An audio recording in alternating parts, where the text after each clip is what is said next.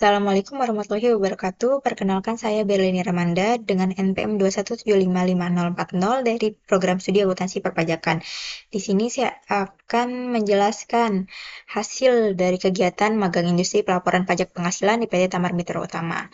Yang pertama yaitu ada pendahuluan dan latar belakang kenapa melakukan kegiatan magang industri di PT Tamar Mitra Utama, yaitu karena era globalisasi yang semakin pesat saat ini menjadikan pengetahuan perpajakan sangat penting. Pajak sendiri memiliki peranan penting dalam perekonomian negara.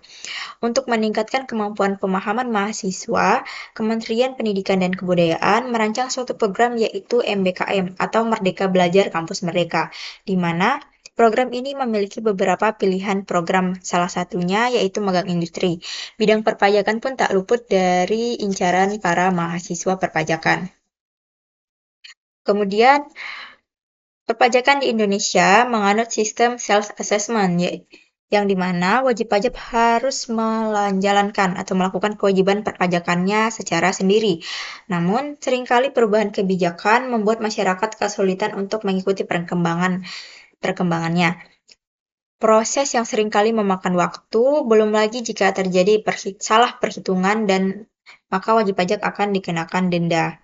Oleh sebab itu, melihat masalah di atas, eh, saya tertarik untuk melakukan magang industri di bidang perpajakan, khususnya pajak penghasilan yang berlokasi di PT Tamar Mitra Utama. Kemudian, tujuan melakukan magang industri ini yaitu mempelajari proses pemenuhan kewajiban pajak, mengaplikasikan ilmu dan kompetensi yang diperoleh, menambah pengetahuan, mengasah dan melatih untuk menjadi tenaga profesional di bidang akuntansi perpajakan.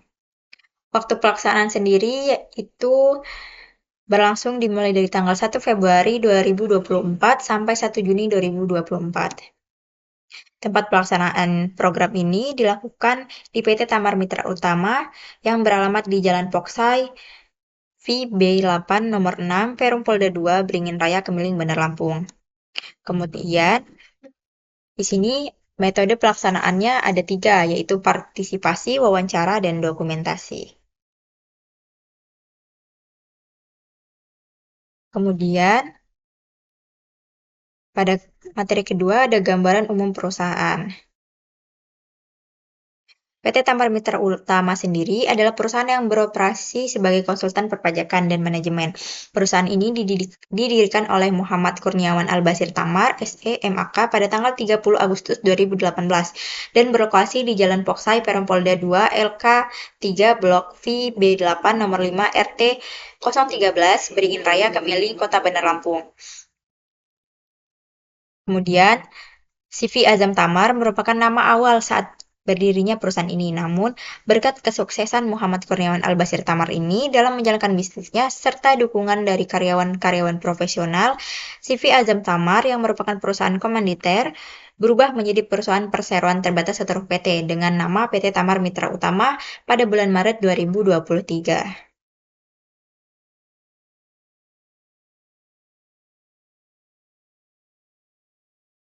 Kemudian, dalam pelaksanaan magangnya,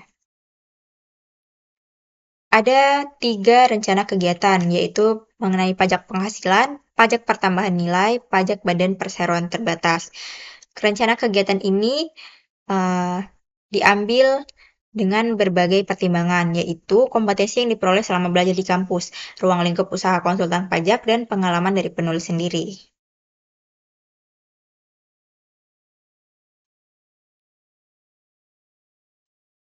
Kemudian, pada saat melakukan magang industri di PT Tamar Mitra Utama,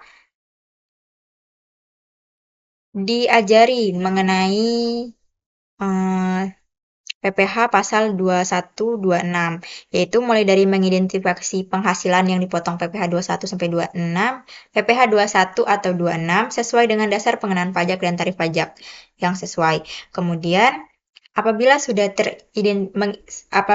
penghasilan yang dikenai PPh 21 sudah diidentifikasi, kemudian dihitung PPh yang dipotongnya melalui kalkulator pajak.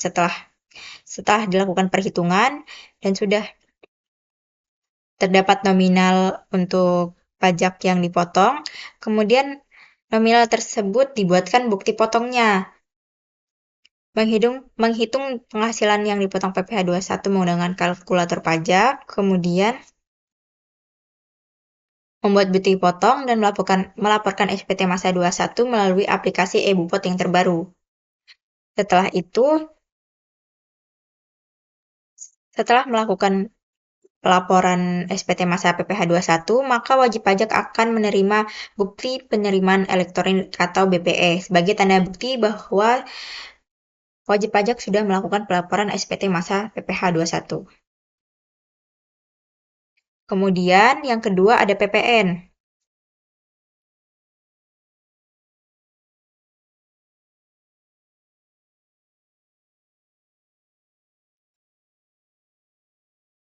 Pada saat magang di PT Tamar Mitra Utama, mahasiswa atau penulis yang menjalankan magang industri di PT tersebut diajarkan mengenai pelaporan PPN melalui web e-faktur, membuat faktur pajak masukan dan keluaran melalui aplikasi e-faktur.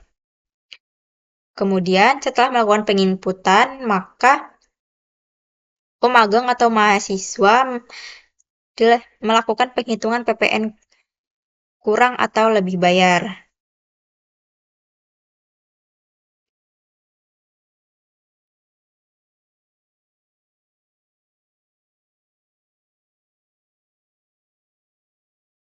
Setelah mengetahui jumlah kurang bayar PPN, maka mahasiswa membuat surat setoran pajak atau SSP pada aplikasi e-billing. E-billing pajak merupakan sistem pembayaran pajak secara elektronik yang menggunakan kode billing pajak dalam aplikasi SSP online. Kemudian, setelah wajib pajak melakukan pembayaran atas PPN kurang bayar tersebut, kemudian melakukan upload SPT masa PPN.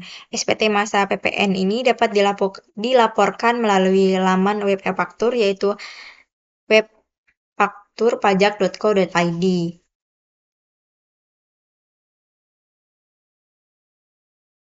Lalu yang terakhir, mahasiswa atau pemagang di PT Tamar Mitra Utama juga mempelajari mengenai SPT tahunan badan dan orang pribadi. Langkah pertama yang dilakukan yaitu menyusun laporan keuangan atau penghasilan dari wajib pajaknya. Kemudian, untuk SPT tahunan badan, dapat menggunakan formulir SPT elektronik atau e-form. Laporan keuangan yang sudah berhasil disusun sebelumnya diinput ke dalam e-form yang sudah di-download. Langkah-langkahnya yaitu input laporan keuangan ke formulir SPT atau e-form, kemudian membuat SSP untuk PPh terutang dan melakukan pembayaran. Setelah dilakukan pembayaran secara lunas, maka melaporkan SPT tahunan dan mendapatkan BPS sebagai bukti setelah lapor. Begitu pula untuk SPT tahunan orang pribadi. Untuk orang pribadi sendiri, bisa memilih untuk menggunakan e-form atau e-filing. Namun jika menggunakan e-filing, maka yang perlu dilakukan adalah login ke laman DJP online, kemudian masuk pada menu pilihan untuk pelaporan, kemudian pilih e-filing. Kemudian nanti pada sistem akan ditunjukkan beberapa pertanyaan. Lalu pilih jawaban dari pertanyaan tersebut sesuai dengan data yang diinginkan. Kemudian, input jumlah gaji pada formulir SPT atau e-filing, lalu isi data sesuai arahan sistem DJP yang tertera. Kemudian, setelah selesai, laporkan SPT tahunan dan mendapatkan BPS sebagai bukti telah lapor SPT.